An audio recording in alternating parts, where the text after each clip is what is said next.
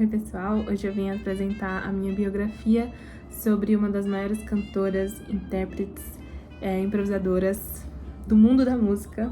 Ela chama Ella Fitzgerald e eu escolhi ela porque ela é ela é exímia em tudo que ela faz. E além do mais, ela teve uma trajetória muito difícil e que, acima de tudo, ela decidiu não desistir da carreira dela e ir atrás de tudo. Ela ficou, ao longo do tempo, vou mostrar, mas ela ficou até o último segundo se dedicando à carreira dela. E tudo por um amor à música, porque ela queria mesmo, era força de vontade. E eu acho que isso é uma coisa primordial na vida de um músico, na vida de um artista. Então, vamos lá falar sobre Ella Fitzgerald. Ela nasceu em 25 de abril de 1917, em Virgínia, nos Estados Unidos. E após a separação dos pais dela, ela e a mãe se mudaram para Nova York. E lá, a mãe dela encontrou uma nova pessoa, começou a namorar um cara, e eles se casaram e tal. A família dela enfrentava alguns problemas de dinheiro, eles eram bem pobres.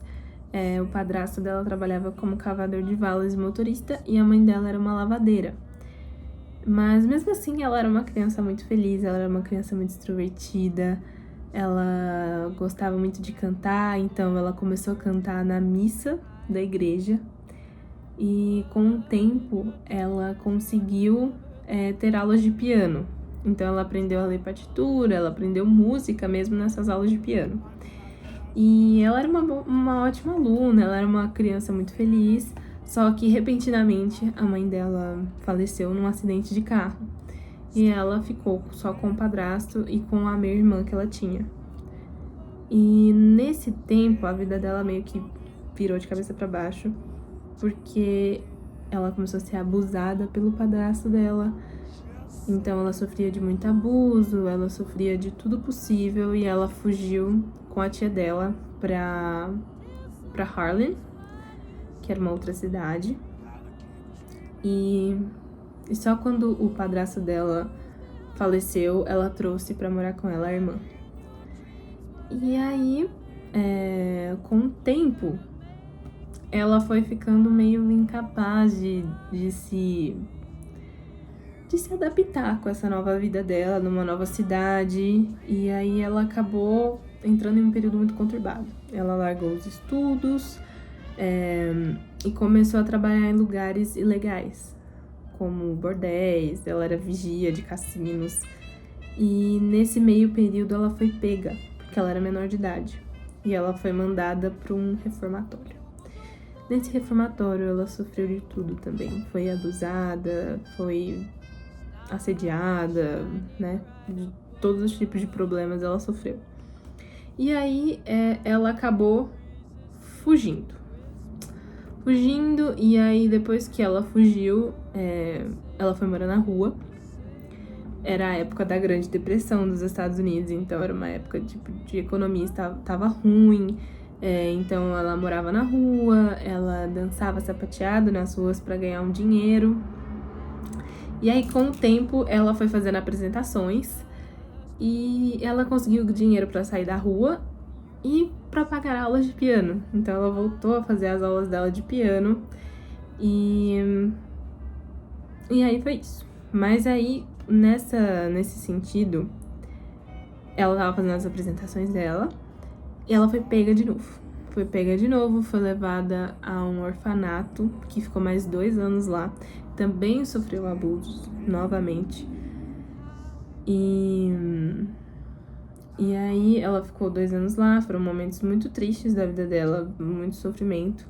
Mas ela conta em umas entrevistas que, anos depois de tudo isso, dela ter passado por muito sofrimento da vida dela, ela leva esses momentos como uma forma de aprendizado para ela, porque ela não leva isso com tristeza.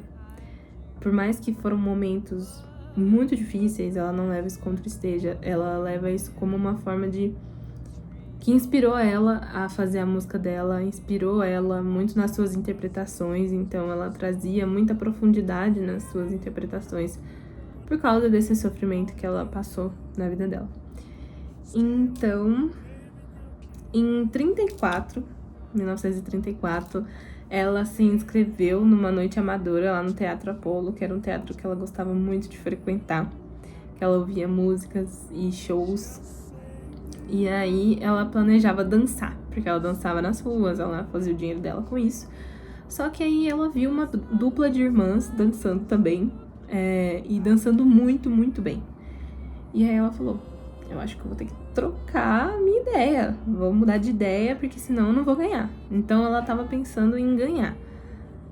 E aí nisso ela subiu no palco, muitas vaias, as pessoas querendo que ela se apresentasse logo, e ela decidiu cantar. E aí quando ela decidiu cantar Judy, do Roger Chemical, e aí ela encantou o público. As pessoas gostaram tanto que pediram bis e ela cantou The Objects of My Affections. E as pessoas gostaram tanto, ela foi tão bem recebida que ela disse que esse sentimento ela guardou pra sempre, por isso ela queria fazer música, ela queria cantar. Ela queria virar cantora porque ela gostou muito desse sentimento. E o saxofonista, o Benny Carter, tava lá nesse lugar e a performance dela chamou muita atenção dele. E ele virou pra ela e falou, você precisa continuar com isso que você tá fazendo, é muito bom, é muito legal, você precisa ir atrás disso. E aí, pouco tempo depois, ela foi fazendo mais concursos, foi vencendo mais concursos. E aí, o baterista Chick Webb convidou ela para entrar para a banda dele. Em 1936, ela fez a primeira gravação dela com a Chick Webb Orchestra. E a música Love and Kisses foi gravada pela gravadora Decca. E aí teve um sucesso moderado, ela começou a fazer sucesso e depois ela começou a lançar versões de músicas. Então ela lançou uma versão da música If You Can't Sing, You Have to Swing It. E aí foi o período que o swing começou a ser trocado pelo bebop, né?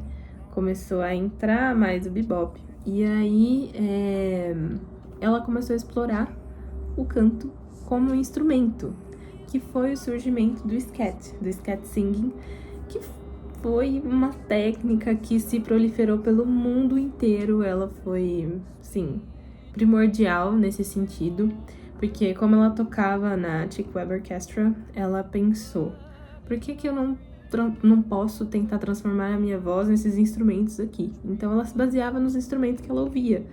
Ela começou pensando na trompa, e aí ela começou a imitar o som desses instrumentos com a voz. E aí foi uma forma nova de se improvisar, uma forma nova de cantar, que hoje em dia é extremamente utilizada no jazz, forma primordial e principal de improvisação, com canto, né?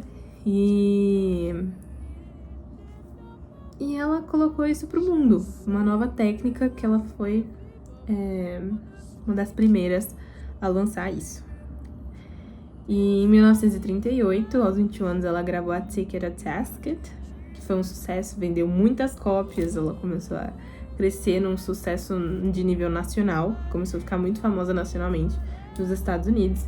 E aí, depois da morte do Chick Webb, ela assumiu a banda, ela assumiu o líder da banda e começou a chamar Ella Fitzgerald and Her Famous Band.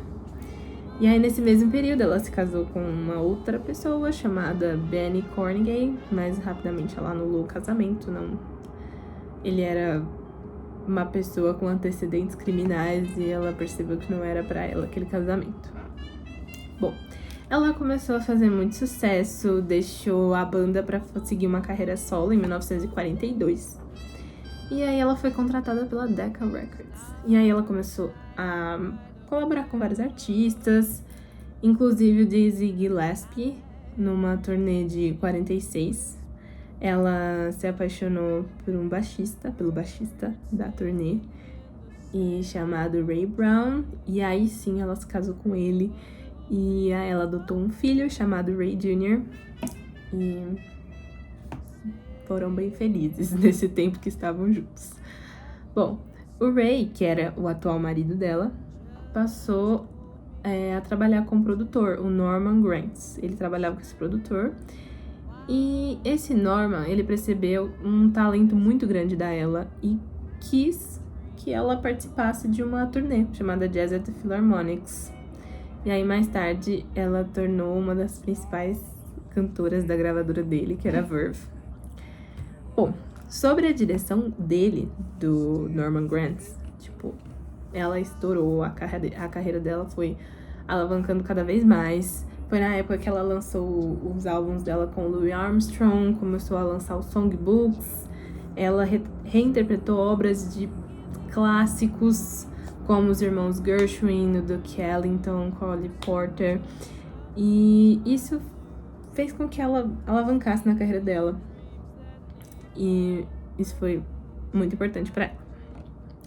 Bom, o Norman Granz, que era o dono da gravadora, ele era um defensor ativo dos direitos civis e ele era muito claro em relação às regras dele sobre exigir que todos os músicos fossem tratados iguais, que eles só se apresentassem em lugares que não se praticasse a discriminação racial, porque ela era uma mulher negra. Então ela sofreu muito preconceito durante a carreira dela, sofreu muitos abusos, sofreu muita coisa, ela é uma pessoa muito sofrida. E que bom que ela conseguiu superar tudo isso e se tornar quem ela se tornou. E porque numa dessas turnês da Jazz at the Philharmonic, em Dallas, aconteceu de que policiais entraram nos bastidores desse evento e prenderam a ela, o Dizzy Gillespie e o Illinois Jacket, sim, por motivos de discriminação racial, com certeza. E ela diz com ironia que depois que isso aconteceu, os policiais vieram e ainda tiveram a coragem de pedir um autógrafo pra eles.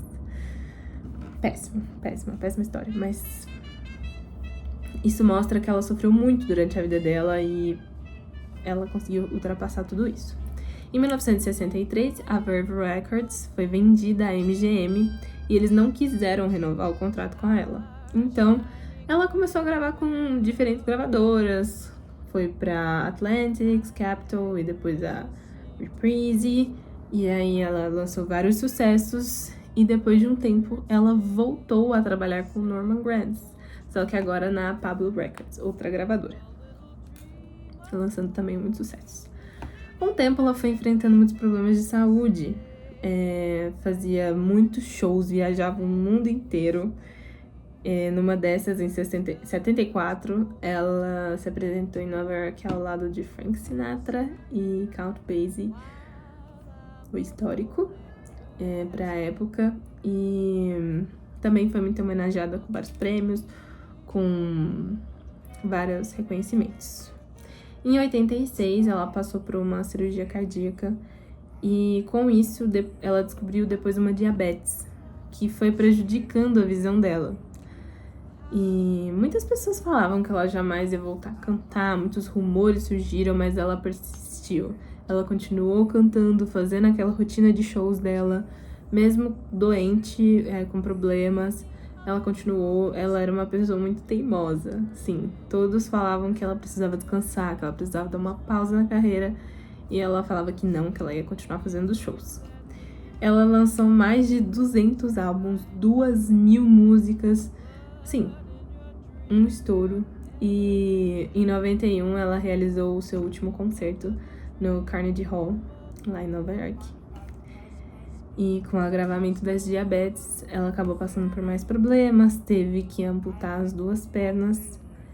Então ela decidiu realmente que ficaria em casa, né, que daria uma pausa na carreira e que aquele seria o último show dela. Então ela acabou falecendo em 96, encerrando uma carreira imensa e mais marcantes da história do jazz. Ela não é à toa que o apelido dela é a primeira dama do jazz.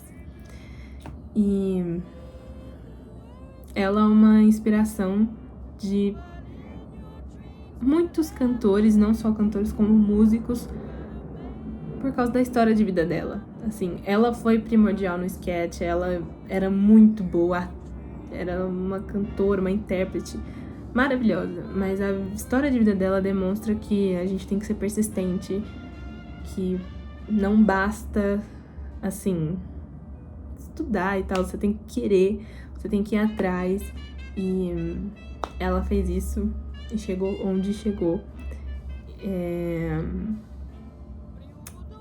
E tá aí, marcada na história pra sempre.